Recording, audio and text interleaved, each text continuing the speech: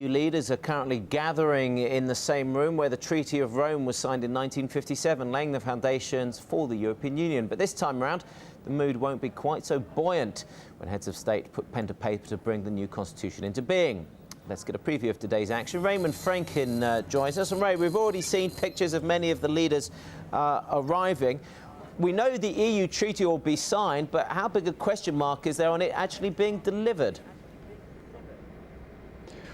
Well, today, of course, the focus is on the signing, but then the ratification process has to follow, and that could be a very tricky issue in the next few years.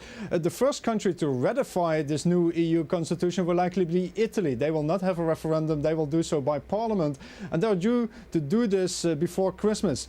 Then the first referendum in the EU member state is scheduled for February the 20th in Spain. They will be the first one to actually vote on this, to have their population vote on this, and there is some thinking going around in the last few months here in Brussels about having a number of other referenda in other European member states, maybe 6 or 7 others, in May at the occasion of the 60th ending of the Second World War. But Jean-Pierre Raffarin, the French Prime Minister, said in a French TV interview last night that he believes that more than 6 months is needed to bring this piece of paper to the to the French population, and he is thinking more likely about the second half of next year.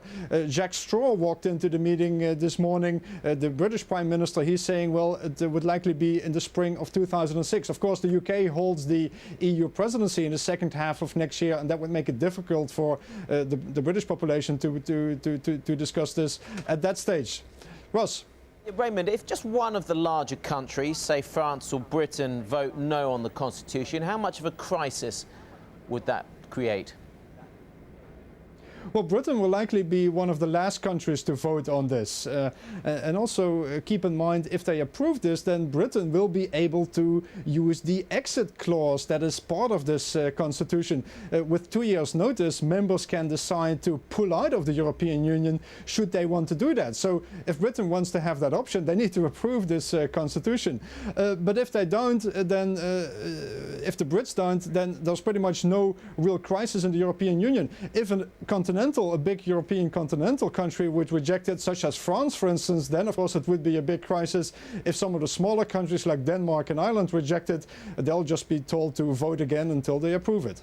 Now, today, theoretically, should have been perhaps Silvio Berlusconi's moment of triumph, chance to re-establish Italy's European credentials. But how much has that all been overshadowed by events of the past few days? The rejection of Mr. Buttiglione, Romano Prodi coming back, his sort of arch rival as far as politics is concerned in Italy.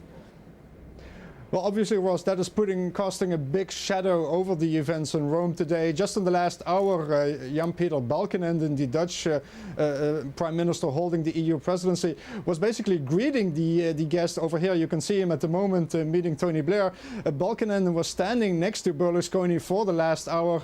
And I was just thinking, maybe they're making some sort of deal already in these chats. Berlusconi, of course, being pressured to give up his insistence on Rocco Buttiglione as the Italian EU minister, as the EU commissioner, and the Dutch are, there is some talk actually going on saying that the Italians are putting pressure on the Dutch to give up the Dutch candidate as well, and that could pave the way for a big reshuffle. So far, no formal word on that. We'll have a statement from several European leaders in the next hour on the European Constitution. I suspect later today we may also hear from Barroso. They will be talking about the Barroso Commission at lunch, and after that we'll likely get some statements on how this discussion on the Barroso Commission is going to be taken forward. Yes, I rather like the idea, Ray, of in between the photo sessions they're actually talking to each other about horse trading their commissions. It's quite a nice idea, and one I can quite believe in. Thank you very much for that, Ray. Berlusconi and Balkenende were talking to each other, yeah. So exactly. I think this could probably be the moment for them. I'll scrap mine if you scrap yours. Ray, thanks very much indeed for that. Talk to you later. Okay, out to Paris now. Claudia Fournier is standing by Sagem and Snegma.